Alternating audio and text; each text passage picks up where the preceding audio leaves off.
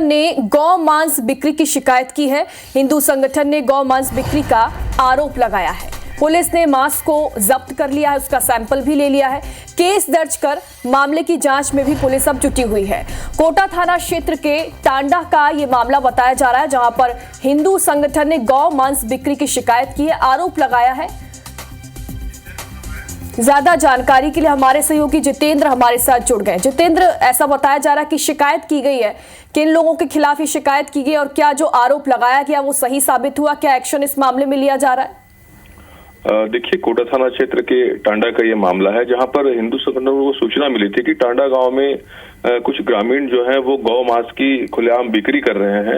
इसी सूचना पर जो हिंदू संगठन है उन्होंने गांव में दबिश दी थी, बताया जा रहा है। इसी दौरान जो कुछ लोग हैं वहां पर गौ मांस बिक्री करते हुए मिले थे, जिसके बाद इसकी शिकायत जो हिंदू संगठन है उसने कोटा थाने में दी थी। कोटा पुलिस ने इस पूरे प्रकरण पर जो सैंपल है वो ले लिया है। फिलहाल अभी आरोपियों की गिरफ्तारी नहीं हुई है। पुलिस का कहना है कि इस पूरे प्रकरण पर अभी जांच की जा रही है। ये जरूर है कि हिंदू संगठनों से शिकायत मिली है और पुलिस अब सैंपल लेकर ये जांच कर रही है कि गौ मांस की ही ये बिक्री कर रहे थे या फिर कोई दूसरा मांस है जिसकी ये बिक्री कर रहे थे। लिहाजा पुलिस अभी इस पूरे प्रकरण को शिकायत में लेकर चल रही है और शिकायत की जाँच जो है पुलिस कर रही है। पुलिस का कहना है कि शिकायत के आधार पर अगर जो आरोप है वो अगर सही पाए जाते हैं तो उसके खिलाफ कार्रवाई की जाएगी। इसमें कुछ लोगों के नाम भी जो है हिंदू संगठनों ने यहाँ पर दिए हैं जो गाँव में यहाँ पर गौ मांस की बिक्री कर रहे थे। हालांकि पुलिस अब इसको जांच के दायरे में रखी है। पुलिस इस पूरे प्रकरण पर जांच कर रही है और जांच के बाद जो भी तथ्य सामने आते हैं और सैंपल जिस तरह से यहाँ पर जांच के लिए भेजा गया है, सैंपल जांच में अगर पुष्टि होती है कि वो गौ मांस है तो उसके बाद निश्चित तौर पर पुलिस यहाँ पर दावा कर रही है कि आरोपियों की जल्द गिरफ्तारी की जाएगी। बिल्कुल जितेंद्र, चूंकि ग्रामीणों पर आरोप लगा और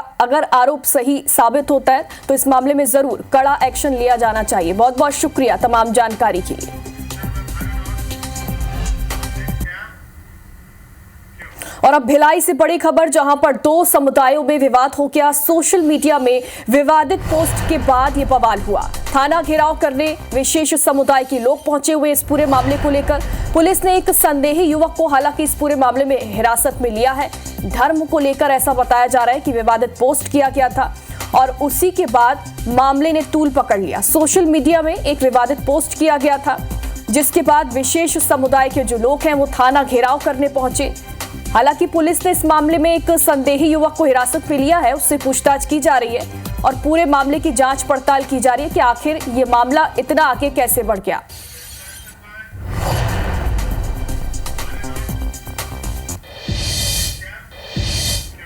और अब बिलासपुर से एक और बड़ी खबर, जहां पर अवैध शराब की बिक्री करते हुए युवक को गिरफ्तार कर लिया गया है। 42 लीटर महुआ शराब और बाइक जब्त की गई है।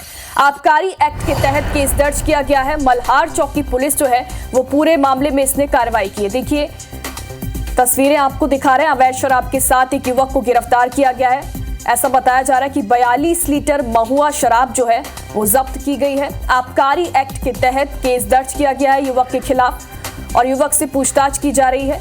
पूरे मामले में मल्हार चौकी पुलिस जो है उसने कार्रवाई की है।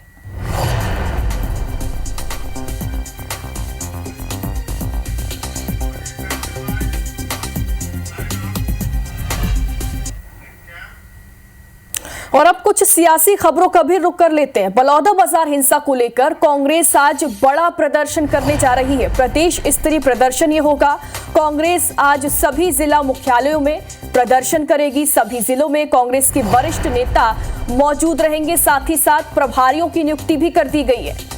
बलौदाबाजार हिंसा को लेकर कांग्रेस ने जांच समिति का गठन किया है और कांग्रेस का जो जांच दल है वो बलौदाबाजार पहुंचा हुआ था। वहां पर कई बिंदुओं पर जांच पड़ताल की गई है और अब कांग्रेस इस पूरे मामले को लेकर प्रदेश स्तरीय प्रदर्शन करने जा रही है। बलौदाबाजार हिंसा को लेकर कांग्रेस जो है वो आज प्रदर्शन कर रही है। बड़ा प्रदर्शन इसे कहा जा रहा है। सभी जिला मुख्यालयों में चूंकि कांग्रेस प्रदर्शन करने जा रही है और जिला मुख्यालयों में कांग्रेस के वरिष्ठ नेता तो मौजूद रहेंगे ही, साथ ही जो प्रभारी नियुक्त किए गए हैं वो भी मौजूद रहेंगे।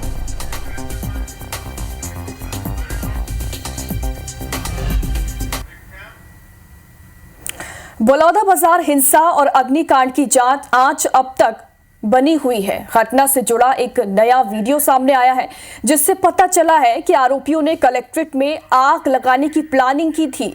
पुलिस कर्मियों ने बड़ी वारदात होने से रोका था। इधर जिला प्रशासन ने फैसला लिया है कि शहर में 20 जून तक धारा 144 लागू रहेगी। कलेक्टर ने इसको लेकर निर्देश भी जारी कर दिए हैं। मुद्दे पर सियासत भी लगातार गरमाई हुई है। कांग्रेस इस मुद्दे पर आज सभी जिला मुख्यालयों में प्रदर्शन करने का ऐलान भी कर चुकी है।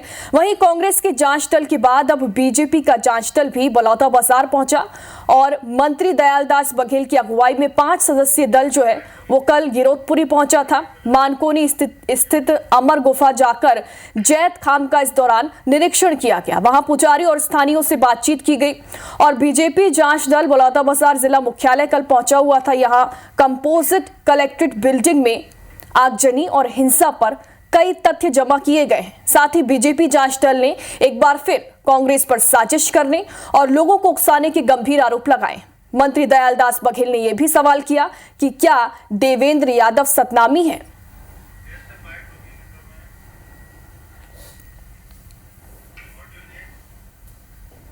मेन भूमिका तो कांग्रेसियों का है। समाज को बदनाम करने के लिए इन लोगों का षड्यंत्र है। आप सबको देख ही रहे हैं। 15,000 लोगों को भोजन का व्यवस्था, बस गाड़ी का व्यवस्था और मंच में कौन बैठा वो भी दिख रहा है। देवेंद्र यादव क्या सतनामी है? देखिए, सतनामी समाज जो है बहुत शांतिप्रिय समाज है। गुरु घासीदास बाबा जी के बताए हुए रास्ते पर चलने वाले लोग हैं। कांग्रेसियों ने उकसा करके उपद्रवी तत्वों को वहाँ ला करके उनका मकसद था कि समाज के आड़ में हम शांति व्यवस्था को बिगाड़ें और उन्होंने वही काम किया।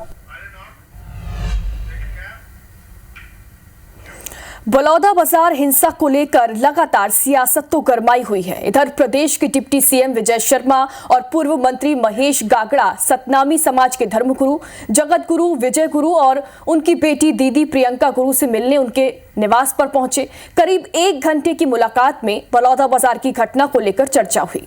चर्चा के बाद डिप्टी सीएम विजय शर्मा ने कहा कि उनके पास सूचना पहुंची थी कि निर्दोष सतनामी समाज के लोगों को पकड़ा जा रहा है, जिसके बाद उन्होंने पुलिस विभाग को निर्देश दिए हैं कि बेवजह किसी को ना पकड़ा जाए।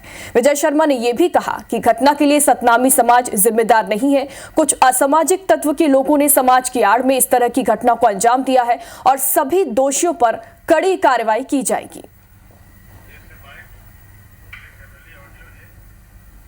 विजय गुरु जी के से मार्गदर्शन भी लेना था। असामाजिक लोगों ने किया है, समाज नहीं करता है, ऐसा बहुत स्पष्ट गुरु जी का कहना था। और ये कहा गया है कि अगर किसी को भी लगता है कि कोई भी निर्दोष पुलिस पकड़ कर ले गई है तो पुलिस की दादागिरी नहीं चलने देंगे भैया। वो इन लोगों को बता दें और पुलिस के विभाग के साथ इनकी बैठक हो चुकी है। किसी का भी ऐसा विषय आता है तो ये बैठकर बात की, या तो पुलिस को प्रमाण देना होता है या छोड़ना होता है। बहुत स्पष्टता के साथ ये बात है। और इधर सीएम विष्णुदेव साय आज जशपुर के दौरे पर रहने वाले हैं। इस दौरान वो कई स्थानीय कार्यक्रमों में शामिल होंगे और आज ही शाम 5 बजे रायपुर वापस लौट आएंगे। तो सीएम विष्णुदेव साय आज जशपुर दौरे पर रहने वाले हैं और इस दौरान वो कई स्थानीय कार्यक्रम जो जशपुर में उनके लिए आयोजित किए गए वहां पर वो शामिल होने वाले हैं और शाम 5 बजे तक वो रायपुर वापस भी लौट आएंगे।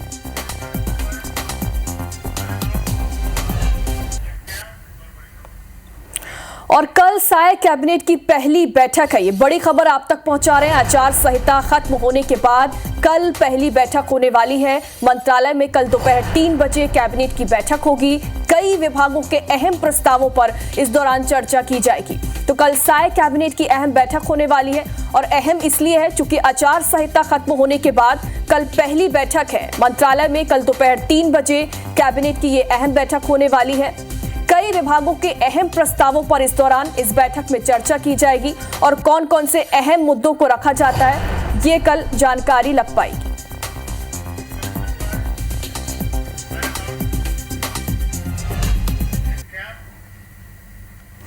रायपुर सांसद बृजमोहन अग्रवाल ने विधायक पद से इस्तीफा दे दिया है। उन्होंने विधानसभा अध्यक्ष डॉक्टर रमन सिंह के निवास पर जाकर उन्हें अपना इस्तीफा सौंपा। इस दौरान उन्होंने कहा कि 35 साल की राजनीति में ये भावुक पल है। केंद्रीय मंत्री नहीं बनाए जाने को लेकर उन्होंने कहा कि किस्मत से ज्यादा और वक्त से पहले कुछ नहीं मिलता। उन्हें केंद्रीय मंत्री या मुख्यमंत्री न बन पाने का मलाल नहीं है। पहले भी जनता की सेवा करता था और आगे भी करेंगे। इस मौके पर स्पीकर रमन सिंह ने बृजमोहन अग्रवाल के लंबे अनुभव की सराहना की। उनके इस्तीफे को तुरंत स्वीकार करने की बात भी कही।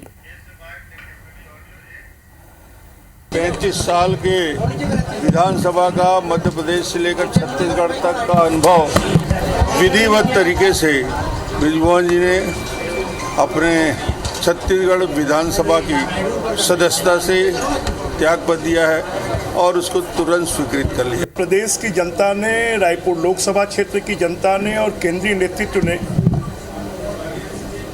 मुझे लोकसभा में भेजा है और कोई भी दोनों सदनों में से एक सदन के सदस्य रह सकते हैं।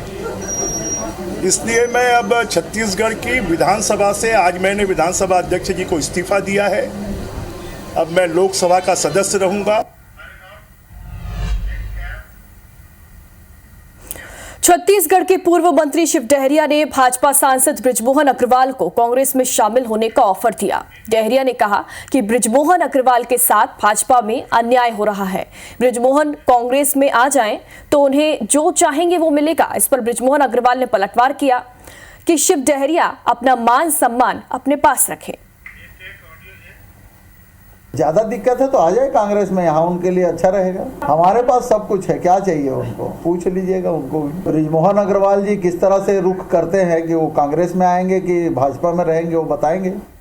वो अपना सम्मान, अपना आदर अपने पास रखें।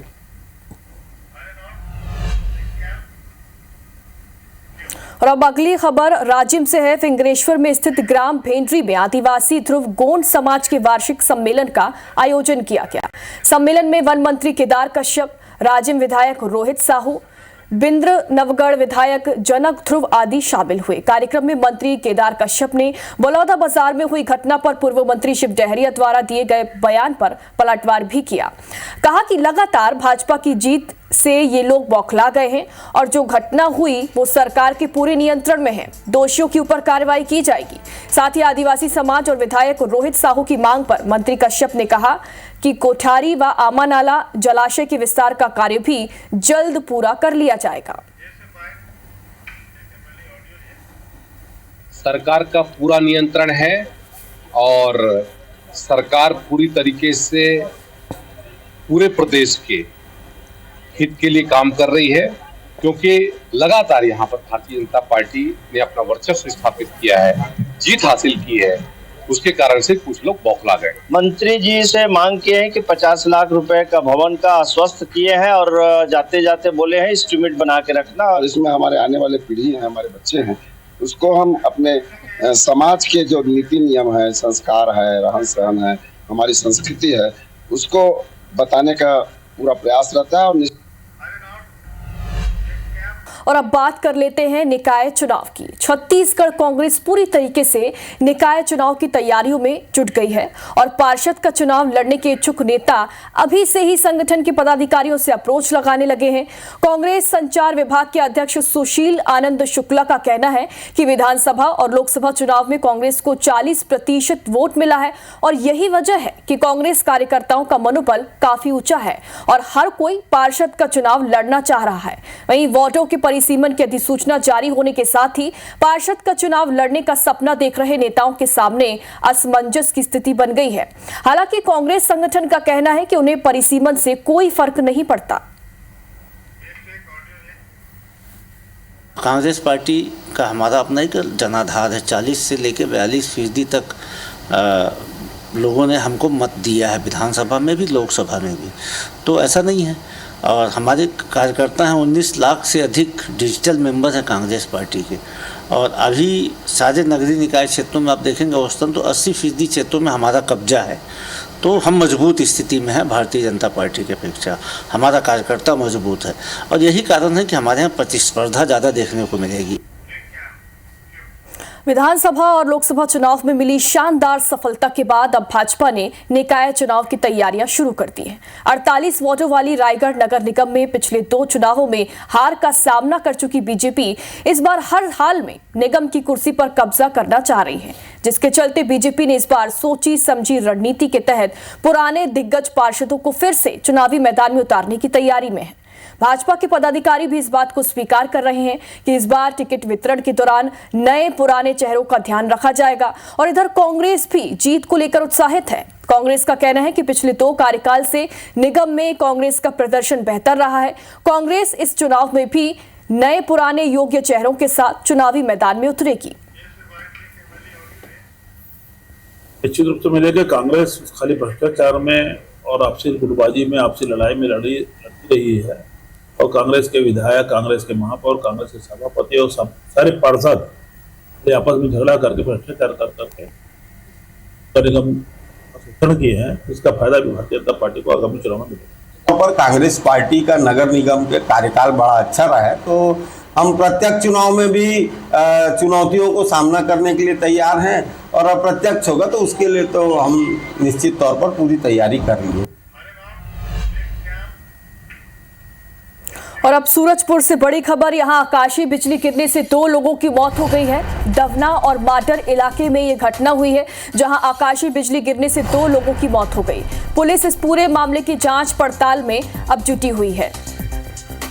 तो मानसून के आते ही अब आकाशीय बिजली गिरने से लोगों की मौत की खबरें सामने आ रही हैं, इसलिए आपसे अपील करते हैं कि इस तरीके की पेड़ के नीचे ना खड़े रहें, ज्यादा आंधी तूफान में बाहर ना निकलें, चूंकि ये लापरवाही आपकी जान पर हावी पड़ सकती है।